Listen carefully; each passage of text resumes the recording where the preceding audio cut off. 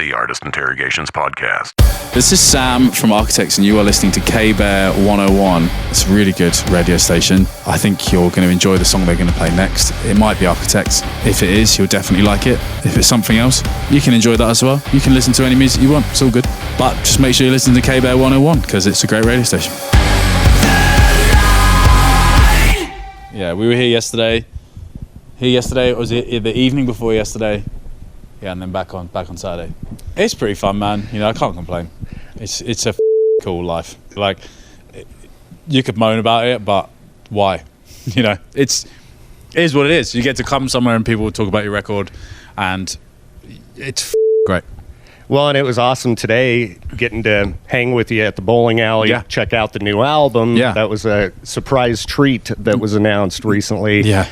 As a big fan of the band for a long time, to get to hear it a month early, it was pretty awesome, man. Yeah. It's really fun to like have been able to have done that. And yeah, as I said, like when I was there, like we've never done anything like that before. We've never, you know, anytime anyone's heard the record early, they've just sort of heard it themselves. And yeah, to be able to actually do it and sort of see a reaction and have conversations with people was really exciting. It's been great in the last few years to see radio finally in America starting to come more on board with Architects.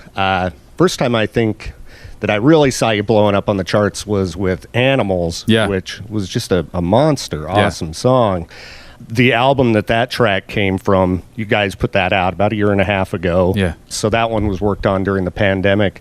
The new album that you guys have dropping on October 21st, the classic Symptoms of a Broken Spirit. Did you guys go about the recording process the same as the previous album? Yeah, it was the same studio. I think because of lockdown, the first major lockdown, we had done a lot of the writing before the lockdown happened for the last record. So when it came to actually recording, it was done pretty early on in the lockdown. Very separate. Like Dan recorded the drums by himself. Then me and Dan recorded vocals together in Brighton because you were only allowed to have two people at a time where we were at that time. But it was done. The record was done within sort of the first month of the lockdown really happening. So then it led us with a lot of time on our hands. We were like, well, let's just start writing again. Let's carry on writing. Let's carry on creating, because that's kind of what we do best, and it's what makes you feel like you're in a band. And we couldn't do the other things that made you feel like you're in a band.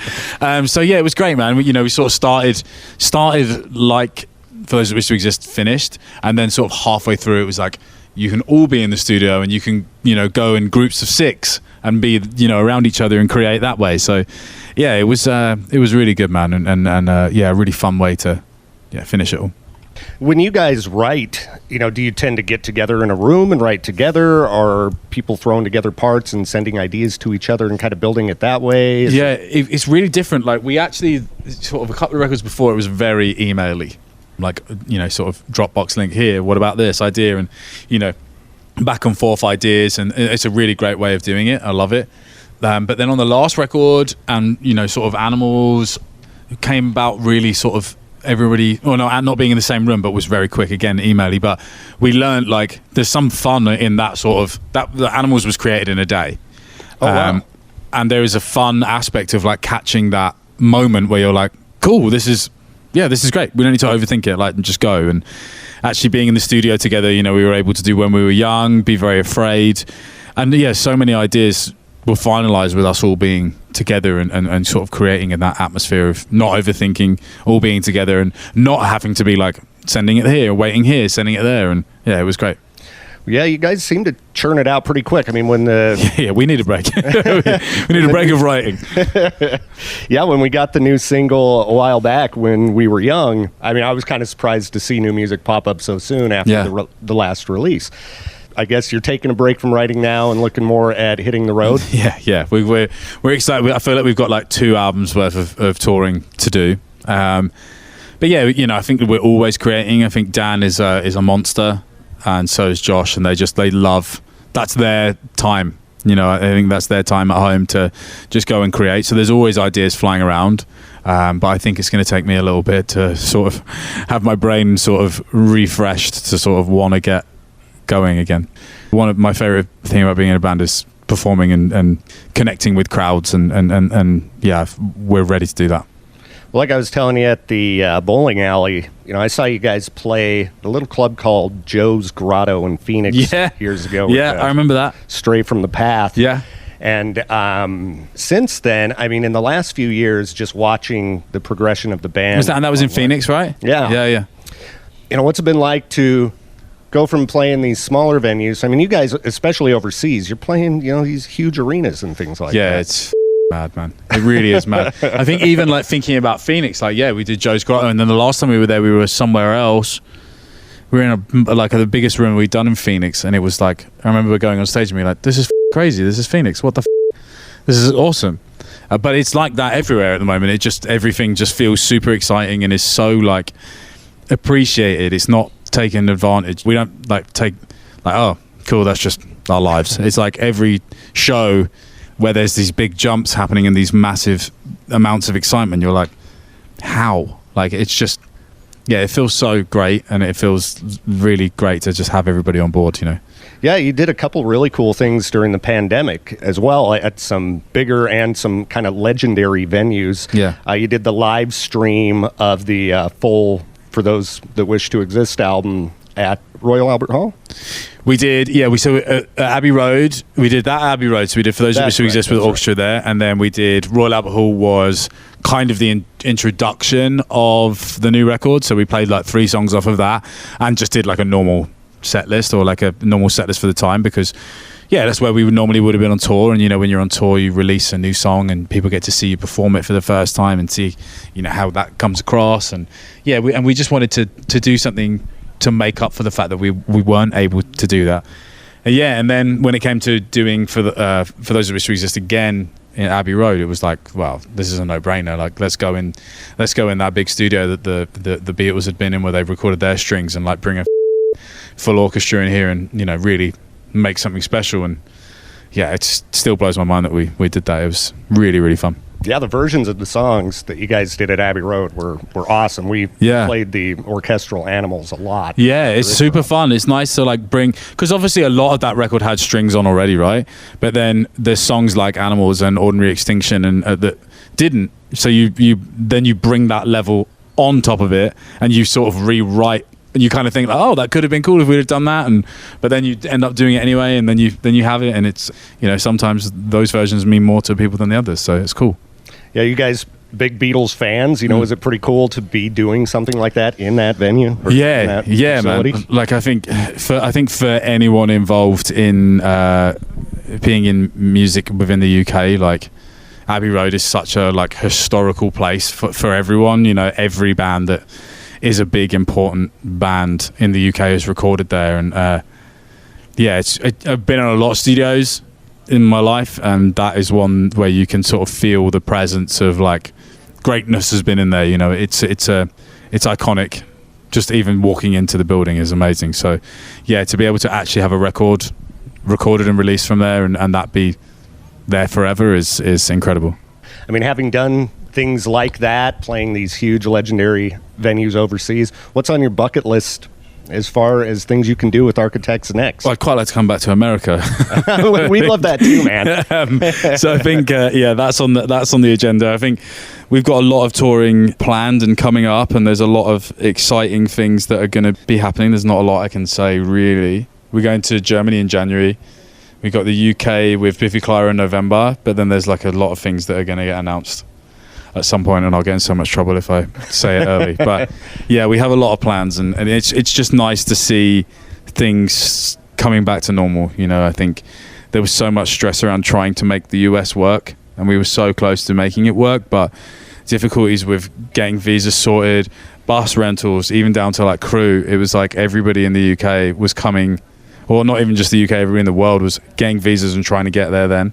And it was this is such a huge financial risk for us. If we don't make it and we don't make this call now, then we're going to lose so much money. And we already lost money by having to cancel it. But it's just a safe decision. We didn't have a lot of income because of everything with COVID and everything slowing down. So, it was the right decision. But, one that we'll we'll be back for sure. Well, fingers crossed on maybe a Boise or Salt Lake date.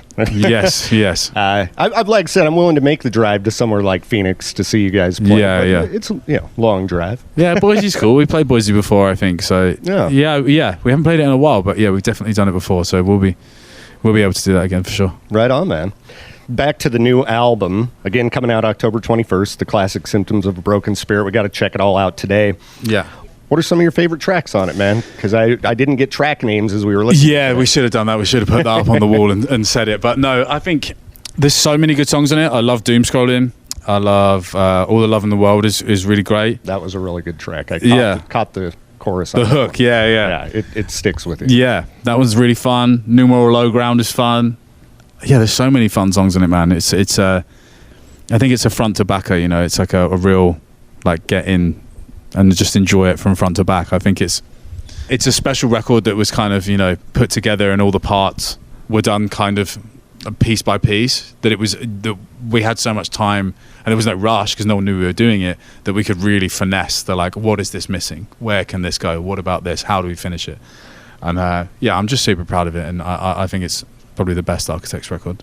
I was certainly impressed, and it was fun standing with you from time to time while the album was playing. What was the name of the track we were listening to that had the little treat for the fans? Oh yeah, Spit the Bone. Yeah, Spit the Bone is super fun. I love that. I love that song because it's just so out there and so like crazy, like no rules. But yeah, it was nice to put a little throwback noise in there for people to get excited about, because people seem to miss it so much. It's funny great. the little things fans hang on to. Yeah, it's so great. I mean, like, I love it. It's like kind of one of those things where the more you try and avoid its existence, the more it's there. So you just got to roll with it. And yeah, it's funny, man. Like, we were talking about, we were in the studio, and Ronaldo, which is a football player for Man United, he came back to Manchester United after however many years of not being there.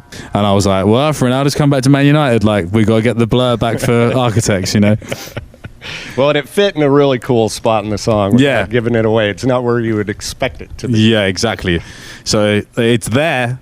It's there. It's just, maybe not what you'd expect it. Like I did with For Those That Wish to Exist, I plan on playing this album start to finish on the morning show. Amazing. There's a handful of albums that come out that I just like them so much. I got to do that. Amazing. For the listeners. So thank you, man. We'll be throwing an Architects party on K-Bear on October 21st. And, we've got all the new tracks in rotation. I think we were the very first playing Tear Gas. Yeah. Sick, man. I had to make my own edit of it to, get rid of the naughty words. Yeah. American FCC. But, so we got the full-length version of the track in there. Yeah. I know there's a shorter version floating around for radio. Yeah. How do you feel about that kind of thing as an artist when certain programmers ask for these versions of songs? I just don't understand why they think they need them, but yeah. Is that frustrating for you as an artist when they take chunks of songs out to shorten them up? It's one of those things where, like, you kind of get it in a way, because you're like, well, you're playing us to however many millions of people, so I'm like, the fact that you want to play us at all is fantastic. Yeah. But then, like, sometimes it can be frustrating, but I think it's all good. They never seem to take too much out of our songs, so we're okay with it. Right on. But it's a I guess it's kind of like a necessary part of it, but not one that is, if I had my way, I wouldn't do it. But it's sort of like not also my choice, Right on. I'm always just curious to know what artists think. As somebody who's written music myself since I was a teenager, I've just never, as a programmer, understood it. I've never had a listener request a shorter version of a song. Yeah. So I get it. You get it for sure. Well, thanks again for taking a few to kick it with me, man. Thank you, man. Pleasure. New album dropping October 21st. It's going to be sick. Sam from Architects. Enjoy the rest of your time in Vegas. Thank you so much, man. I appreciate it. Yeah, you going to Beartooth tonight? I'm not. I'm going to see Krangbin or Krongbin. I can't pronounce it properly because I'm English. But they're one of my favorite bands. Like, I own all their records on vinyl, and I've never seen them live, and it just worked out that they're here, and they're like a sort of, they sound kind of like a 70s sort of trip cool. band, and that's my jam. I would love to see Beartooth, but I have probably seen Beartooth upwards of 50 times through touring with them. So yeah, I will be missing them this evening, but I will be blissed out in Vegas, so it'll be good. Right. Well, I'll have to check those guys out. I've never heard of them. It's trippy, man. The guitarist is absolutely incredible. So yeah, it's a good time.